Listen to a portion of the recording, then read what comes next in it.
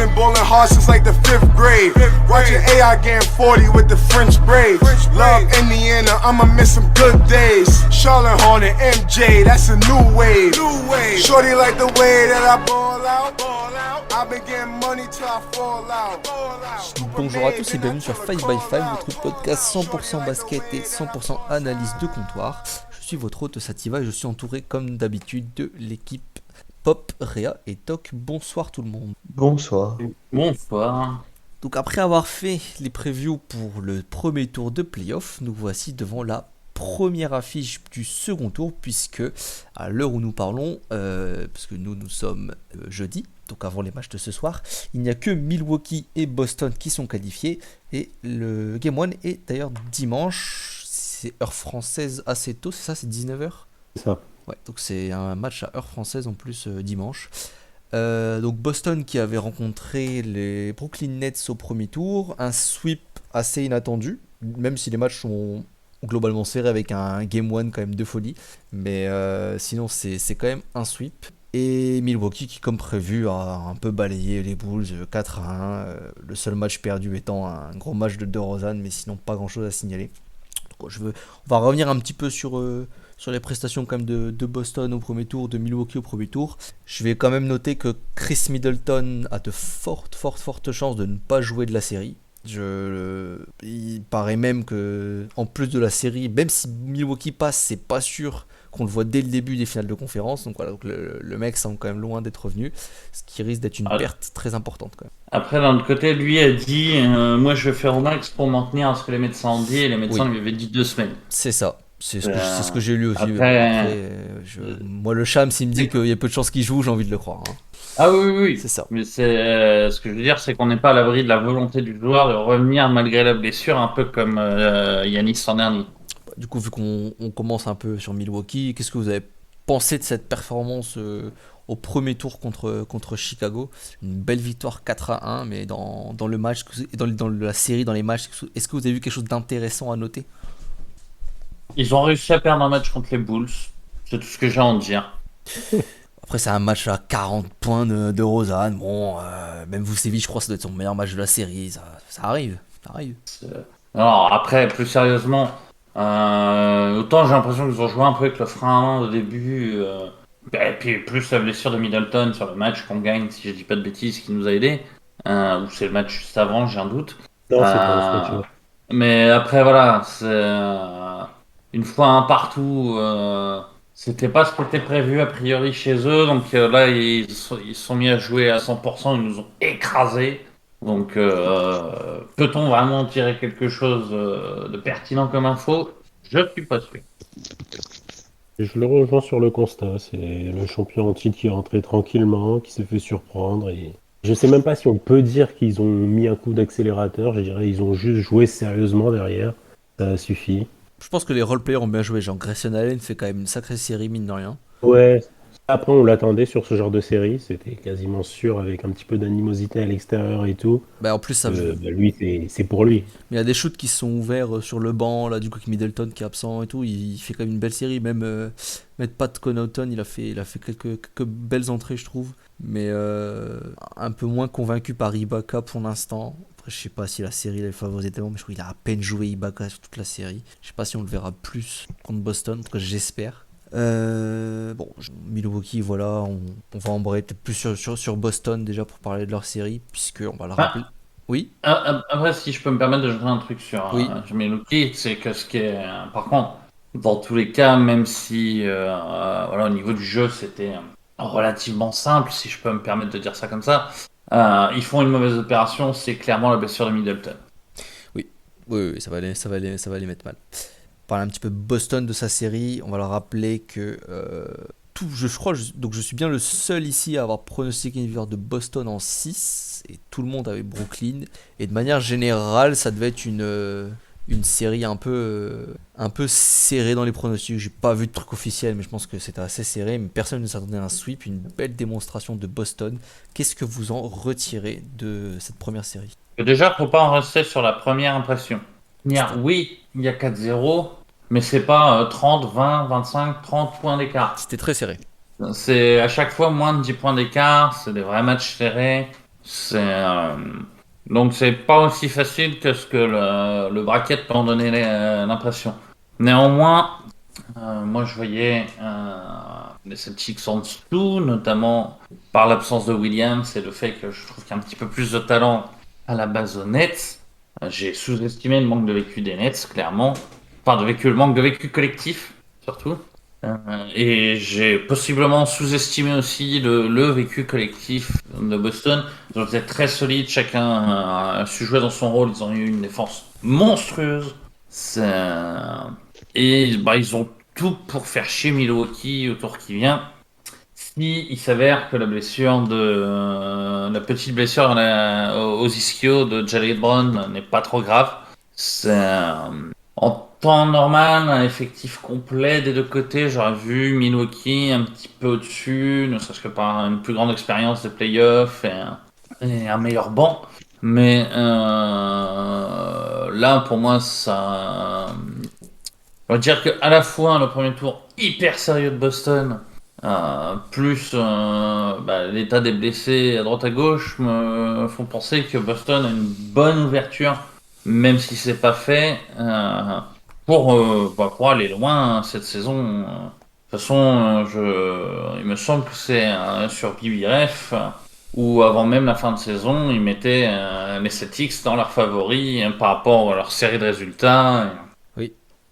Ouais, moi, Et si autre je peux chose qui peut revenir avoir sur ce son qu'a dit Réa. importance, Vas-y. Milwaukee a balancé l'avantage du terrain pour éviter de tomber sur les Nets, si je dis pas de bêtises, et Boston aura l'avantage du terrain. Oui, exactement. Vas-y, Pop Amray. Ouais, en fait, c'est juste revenir sur ce qu'a dit Réa, donc davantage sur les Nets que sur Milwaukee, en fait. Mais je suis un peu en désaccord sur le fait que ce qui est manqué, ce soit donc ce qui est pêché davantage sur le collectif, le vécu collectif. Pour moi, justement, les replayers ont fait une série tout à fait dans les attentes, voire même supérieure aux attentes. Je pense à Dragic, à Bruce Brown, à Seth Curry. Mais c'est le système Nets, les deux stars qui ont pêché et qui ont pourtant sont les deux stars NBA qui sont les moins sujettes à pouvoir baisser un régime en fonction de la défense, vu leur jeu enfin, c'est quand même les deux joueurs qui souffrent le moins normalement de la défense. Un tir ouvert ou un tir contesté, pour KD ou Irving, c'est plus ou moins la même chose. Mais c'est vraiment leur faillite et également la faillite du coach.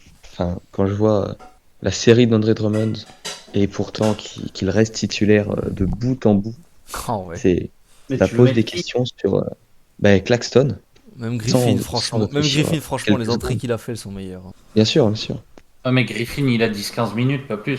Et Claxton. Ouais, mais au début, il a c'est- zéro c'est- minute. c'est- Drummond, c'est vrai qu'il en a C'est pas sûr mal. que Claxton défendait mieux, mais offensivement, il ratait tout. Mais Enfin, Griffin, il commence à Moi, zéro je préfère minute. Claxton offensivement que Drummond, hein, pour le coup. Ah, il a vraiment été trop nul, gros. Non, Claxton, Globalement, voilà, au c'est lancer, le c'est secteur 0 sur intérieur 1000, qui mais était bon, nul. Hein. pour ça. non mais je pense que. Je me demande si, en termes de physique, bon, peut-être pas Kyrie, mais je pense que Durant devait être un peu crevé de sa saison là quand même. Il a raté trop de trucs qui. Bon, déjà, on va donner du crédit quand même à la défense de Boston qui a été très très très très très bonne sur KD. Je pense il a raté des shoots ouverts qu'il ne rate quand même pas autant d'habitude. Il y a eu de la fatigue, hein, après ça. On va dire que ça snowball avec le fait que t'as pas de système de jeu réellement, que mine de rien il te manque ce qui est censé être ta troisième star, troisième gros joueur. Voilà, les roleplayers sont pas au point en fait. Le projet pour les roleplayers cette année c'était pas au point. Voilà, Donc, mais il c'est ce que manquait j'entendais aussi par vécu Oui. collectif. Il manquait trop de C'est choses. qui dit plus de vécu collectif, dit un jeu mieux développé, et donc ils auraient pu s'en sortir plus facilement que se retrouver avec Kyrie ou KD qui sont pris à deux ou qui sont obligés de shooter quand même. Pas d'accord avec ce constat non plus, je suis plutôt sur la ligne de Pop. Vraiment sur. En fait, c'est après cette série, ça me rappelle KD à OKC.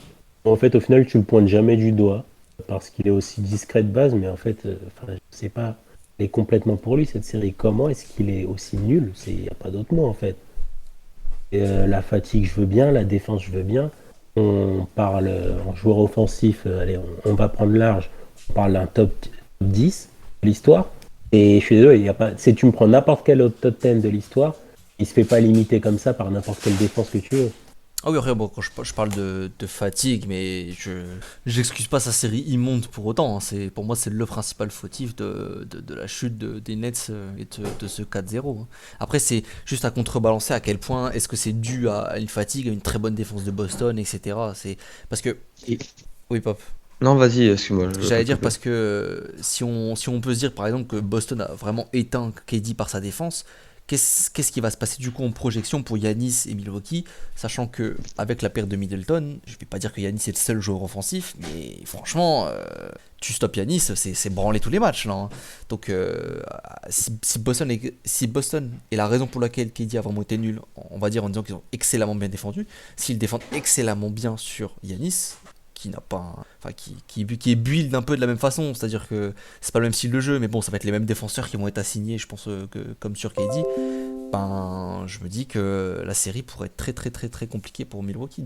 Après, au niveau de la défense, je vais rajouter un argument que j'ai eu dans une discussion avec Yoma, qui est, ça va arriver sur Yanis après, vous allez voir, qui est dit, j'ai vu 3 des 4 matchs, donc je pense pas que ça ait pas été le cas sur le match que j'ai pas vu, mais qui est dit, ils l'ont stoppé, Boston l'a stoppé en jouant à l'arrêt. Là où KD est le plus fort, c'est quand il est servi en mouvement, et pas qu'il doit faire le premier pas, surtout depuis ses blessures où il est moins rapide, moins. Là, bah, Boston le bloquait systématiquement en s'arrangeant pour qu'il soit quasi toujours à l'arrêt. D'où aussi potentiellement le fait qu'il soit passé pas mal au travers. Par contre, c'est bien beau de faire ça contre KD, mais si tu fais ça contre Yanis, ça marche pas. Yanis, même à l'arrêt, je vais reciter Yoma, mais Yanis, il va y aller au physique. Tu as un petit coup d'épaule pour passer, et puis merci, au revoir, et 2 points dans ta gueule, quoi. Donc, Si le coup d'épaule il avait à Robert Williams, attention, hein. Il tremble pas beaucoup, lui non plus. Il va pas beaucoup trembler, Robert, hein. ouais, mais ouais, Williams va pas pouvoir défendre 48 minutes sur lui. Non, bien sûr, mais c'est là où vraiment la blessure de Milton fait toute la différence. C'est-à-dire que certes, tu ne pourras pas défendre 40 minutes sur Yanis. J'ai pas de doute sur le fait qu'il va pas, il va noircir la feuille de stats. Mais tu vas l'épuiser vraiment fort parce que le mec va devoir absolument tout faire dans ce match. Et Boston, ils ont un petit passif intéressant avec Yanis quand même déjà, hein. Ça, je dis pas. Mais de toute façon, oui, globalement, je pense que Milwaukee va être très très avantagé par la perte de Middleton, justement pour la raison que tu dis. Que par contre, Yanis va mettre des mixtapes, hein, mais que clairement, les Celtics, ils ont les armes pour défendre sur tout le reste. De toute façon, à part Bam Adebayo, qui peut défendre sur Yanis dans cette ligue? Yanis. C'est pas faux. Mais je pense que Robert Williams n'est pas si loin que ça défensivement pour ce genre de profil en fait, hein. La mobilité, techniquement. Hein? Je disais, il a la mobilité sur le papier. Il a la mobilité, il a les instincts défensifs, il est pas au niveau de Bam Adebayo sur ce point-là, qui est un véritable monstre, mais je pense qu'il est pas, il a le niveau suffisant pour le faire chier à fond. Puis même Horford, même s'il va être assez lent, il va réussir à lui casser les couilles juste parce que c'est Horford. Alors oui, mais attention, Horford n'a plus ses jambes de 20 ans. Oui, bien sûr, mais bon, sur 10 minutes, franchement. Et Williams n'est pas à 100%. Même s'il saute comme un cabri depuis son retour pour essayer de montrer que non, non, c'est bon, je suis à fond. Et pour moi, il n'est pas encore à 100%. Ouais, c'est possible, ça, c'est possible. Et après, comme je te dis, même si Yanis met 50 points, Boston peut avoir les armes pour gagner un match. Surtout qu'en plus, avis personnel, hein, parce que c'est le coach de Milwaukee qui est champion, c'est pas le coach des Celtics. Mais pour moi, au niveau coaching, Boston a un petit avantage. Ça n'engage que moi, mais... Ok. Ouais, fait. Juste, je peux revenir sur un truc également, c'est que je pense que si Boston bénéficie à nouveau de la même complaisance arbitrale, ça peut en effet être compliqué pour Yanis, qui a un jeu extrêmement centré sur le fait de provoquer des fautes, de s'en sortir extrêmement bien, même s'il fera toujours des standards assez élevés, comme on l'a dit. Mais ben, je pense qu'on peut tous en attester, qu'on a vu énormément de 50-50 calls un peu, qui sont allés dans le sens de Boston, sur notamment des shoots lorsque Duren part de bas, euh, la main de Smart, la main de Grant Williams tape le ballon et aussi la moitié de l'avant-bras. Et pourtant, aucun coup de sifflet n'est venu en faveur de Duren. Ah, Surtout, c'est ces pas une calls question de sont pas mensuétude, c'est une évidents. question d'arbitrage de playoff, ça. Pas que, Non, pas je dirais vraiment, qu'il y a un justement. effet deep boy Sur tous aussi. ces calls qui sont pas évidents, mais qui sont quand même assez flagrants sans être 100%, tous ces calls sont allés à Boston pour moi. Et ça, Oui. c'est pas voué à le rester, parce que on peut pas parler d'arbitrage playoff quand les deux choses les deux choses des deux côtés sont placées de la même manière. Voilà, pour moi, il n'y a pas eu un équilibrage suffisant non plus là-dessus. Après, Doc n'a La pas complètement réputation d'un tort en Smart disant que, l'a par servi, exemple, par pour exemple. Smart, il y a un petit côté deep boy. Mais il n'y a pas non plus de scandale comme on a pu voir sur Non. un des matchs Denver Golden State, quoi. C'est pas un Ouais. scandale, mais après je comprends. Des fois j'avais aussi l'impression que ça tournait quand même beaucoup plus d'un côté que de l'autre. Mais ça c'est 4 matchs au final, donc voilà, c'est un échantillon qui fait que tu auras des variances où là tout est allé du côté de Boston, enfin beaucoup sont allés du côté de Boston et ça arrive. Surtout que Durant, je pense qu'avec son sweep là, son move toujours pour avoir les fautes comme ça qu'il a fait qu'il fait toujours pendant des années et des années. C'est un move que aujourd'hui les arbitres ont un peu envie de punir, ça, de lever les bras sur le défenseur pour obtenir la faute. Et je pense il est plus durement jugé du coup sur ce genre d'action. Après, c'est pas le seul. T'as Trae Young aussi qui a ce problème-là. C'est cette année, clairement, les arbitres ont dit laissez les jambes traîner et tout ça, c'est bon. On va arrêter de siffler tout et n'importe quoi. Faut que ce soit dans l'esprit du jeu aussi. Pas sur tout le monde, en fait, justement. Butler, enfin, c'est quand même le roi aussi des fautes imaginaires, et pourtant, il a eu ses calls à l'appel. Donc, c'est très situationnel et c'est très au cas par cas, quand même, j'ai l'impression, cette année. Comme Ouais, ça l'a mais souvent Butler été, a d'ailleurs. moins la réputation de jeter sa jambe Non. inutilement pour obtenir la faute.